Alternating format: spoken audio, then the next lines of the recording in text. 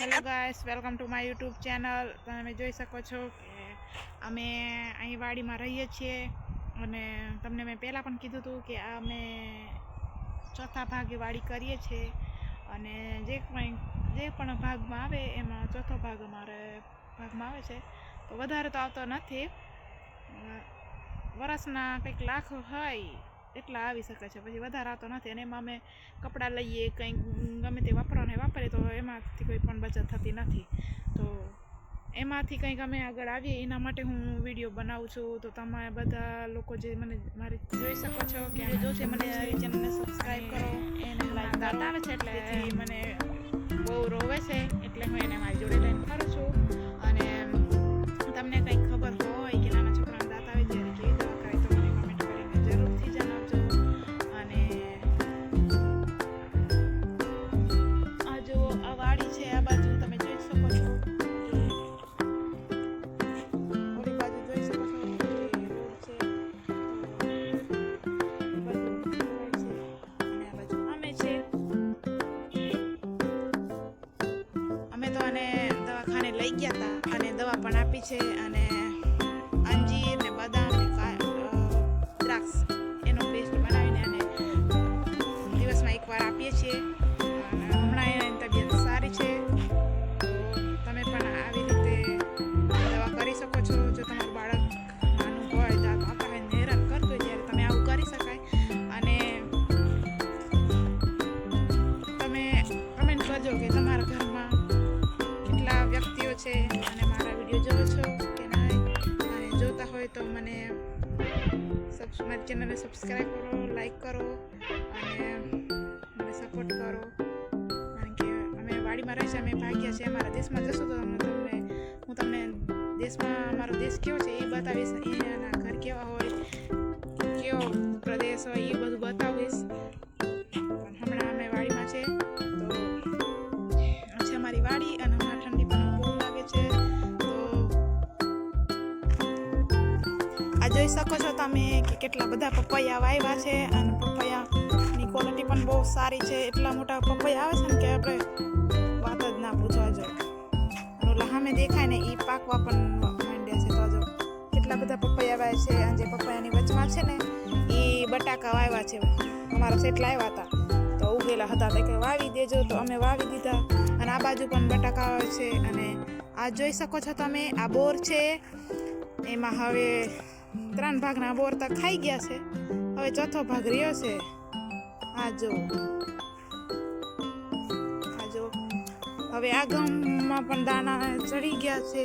તો 2-3 દીમાં દેખાવા માંડશે અને પછી થઈ જશે ઘઉં અને ઘઉંની કટાઈ થઈ જશે એટલે પછી અમે જશું દેશમાં. અને દેશમાં જઈશ ને તમને બતાવીશ કે ત્યાંનો નજારો કેવો છે. તો તમે જોજો અને કમેન્ટ કરીને મને જણાવજો કે તમે ક્યાંના છો અને તમે ક્યાંથી મારો વિડીયો જોવો છો. તો હું તમને બીજો પણ એક ઘઉં બતાવું. જો પહેલાં બતાવ્યા હતા ને, આ જો આ ઘઉં છે બીજા, દાણે ચડી જશે એટલા ગયા છે. તો 2-3 દીમાં દેખાવા માંડશે અને પછી થઈ જશે ઘઉં અને ઘઉંની કટાઈ થઈ જશે એટલે પછી અમે જશું દેશમાં. અને દેશમાં જઈશ ને તમને બતાવીશ કે ત્યાંનો નજારો કેવો છે. તો તમે જોજો અને કમેન્ટ કરીને મને જણાવજો કે તમે ક્યાંના છો અને તમે ક્યાંથી મારો વિડીયો જોવો છો. તો હું તમને બીજો પણ એક ઘઉં બતાવું. જો પહેલાં બતાવ્યા હતા ને, આ જો આ ઘઉં છે બીજા, દાણે ચડી જશે એટલા મોટા ઘઉં છે ને કે વાત જ ના પૂછો. આ જો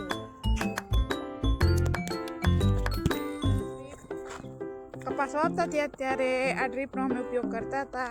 અને એમાં બહુ જ સારું છે, ખડ બંધ નહીં થાય અને જે ભાગ્યા હોય એમને પણ સારું રહે અને શેઠ હોય એમને પણ સારું રહે. કે પાણી વધારે જવા ન દેવું પડે. અને ઠંડીમાં વધારે સારું રહે કારણ કે શિયાળામાં ઠંડી બહુ લાગે અને પાણી પાવાનું હોય તો વહેલા ઉઠવું પડે. અને એવું આમાં થતું નથી. કોક ચાલુ કર દો. આ છે પાણી અને બતાવો, જો આ જોઈ શકો છો પાણી તમે, આ પાણી છે. સાબુ પણ પડ્યો છે.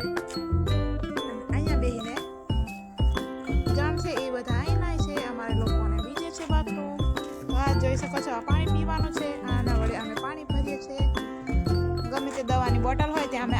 બેઠીએ છીએ અને આ જોઈ શકો છો તમે રસ્તો તમને દેખાય ને નજીક જ છે રસ્તો. સાધન કેટલા જાય જો હું તમને બતાવું. આ જો આટલા બધા રસ્તા સાધન જાય છે. ભાવનગર વાળો રોડ છે. અહીંથી આ બાજુ જવાય તો ભાવનગર જવાય.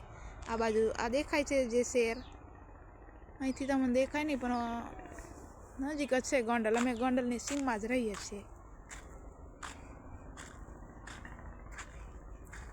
તો ચાલો મળીએ છીએ નેક્સ્ટ બ્લોગમાં. Thank you.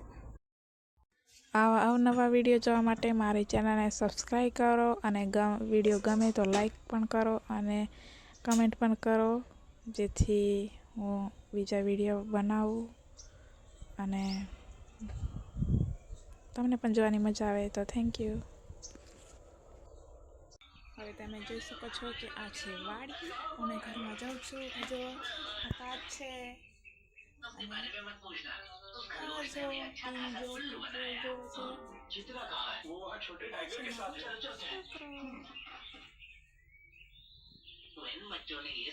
મળીએ છીએ નેક્સ્ટ વ્લોગમાં. Thank you.